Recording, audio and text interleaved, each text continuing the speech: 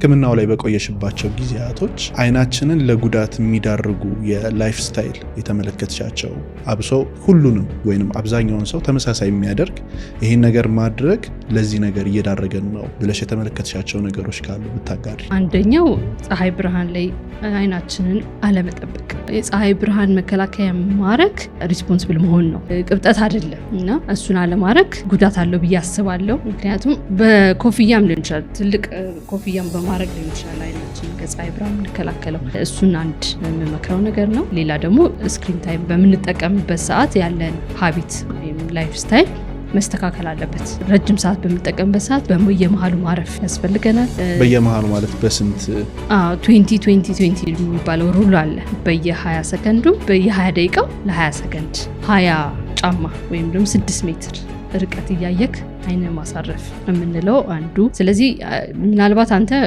20 ደቂቃህን ላጠብቅ ትችላለህ፣ ግን ማሰብ ያለብን ማረፍ አለብን።